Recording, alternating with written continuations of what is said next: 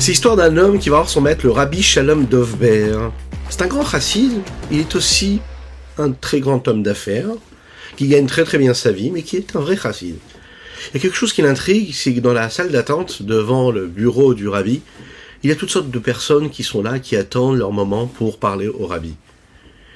Des marginaux, des gens simples, des gens un peu moins simples, un peu de tout. Il entre chez le Rabbi, il s'installe, et là il dit au Rabbi, j'aimerais vous poser une question. Comment ça se fait que vous perdez votre temps avec des gens aussi simples, avec des marginaux, des personnes qui a priori n'ont pas la capacité de comprendre les enseignements que vous nous dévoilez? Là, le Rabbi Shalom Dovber, comme les hommes sages, ne va pas répondre frontalement à la question, mais il va lui parler d'autre chose, il va lui dire comment vont les affaires, qu'est-ce que tu fais de beau dans la vie. Et là, cet homme-là, il dit, voilà, moi je gagne ma vie en vendant des diamants. Rabbi Shalom Dovber est intéressé, lui dit « Ah bon, magnifique, et peux-tu m'expliquer un petit peu en quoi cela consiste ?» Cet homme-là met sa main dans la poche et sort une petite enveloppe, et dans cette enveloppe-là, il y a plusieurs diamants, il les fait sortir de l'enveloppe, il les pose sur la table. Et là, le Rabbi lui dit « Explique-moi », et là, cet homme-là, il dit « Voilà, regardez les différentes pierres, il y a des nuances, telle pierre, elle est comme ci, celle-ci, elle est comme ça. » Et là, Rabbi Shalom Dovber lui dit, mais je ne vois pas vraiment la différence entre toutes les pierres. Et là, cet homme l'a dit, mais vous voyez pas, regardez cette pierre-là, celle-là, elle vaut vraiment très très très très cher. Et là, le Rabbi Shalom Dovber de lui dire, tu m'excuses, mais je ne vois pas du tout de différence. Et là, cet homme-là dit au Rabbi, il lui dit, mais vous savez, pour comprendre les différences qu'il y a dans les diamants, il faut être diamantaire, il faut connaître les différences. Ce à quoi le Rabbi Shalom Dovber va lui répondre avec un large sourire, on imagine. Eh bien, tu vois, chez les Juifs, c'est pareil. Il faut apprendre à les connaître pour vraiment percevoir leur valeur.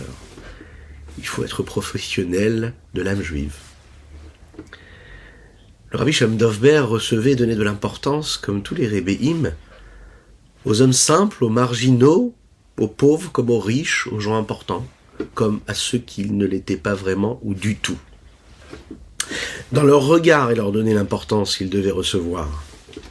Les véritables maîtres, bergers fidèles, comme Moshe Rabbeinu, ce sont justement ceux qui sont capables de donner de la valeur à chacune du peuple juif.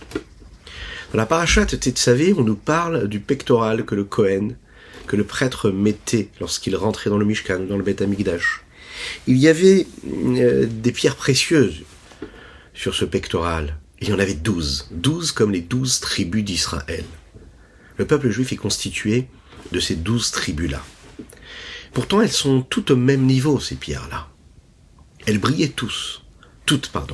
Elles brillaient toutes parce que tous font partie de ce Ham Israël, de ce peuple juif, et que devant Akadosh Baruch Hu, il n'y a pas de distinction.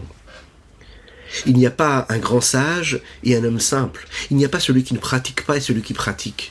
Il n'y a pas de différence. Pour Akadosh Baruch Hu, nous sommes tous ses enfants.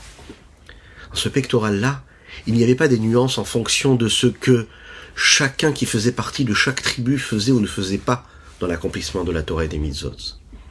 Ce qui reflétait cette lumière et ce qui faisait briller ces pierres précieuses, c'est qu'ils faisaient partie de ce Ham Israël, de ce peuple juif, de cette âme divine qu'ils avaient.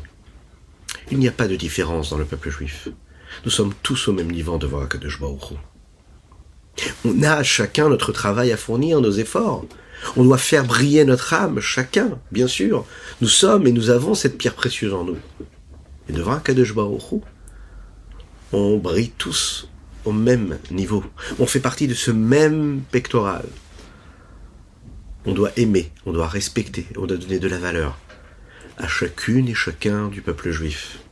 Cette unité-là, cette union-là, elle nous permettra de faire venir le Mashiach, de faire descendre le 3e Beth Amikdash, et là, à ce moment-là, de revoir encore une fois ces pierres précieuses qui feront en sorte que toutes les âmes du peuple juif pourront ressentir la véritable sainteté d'Akadosh Baruch Hu. Shabbat Shalom.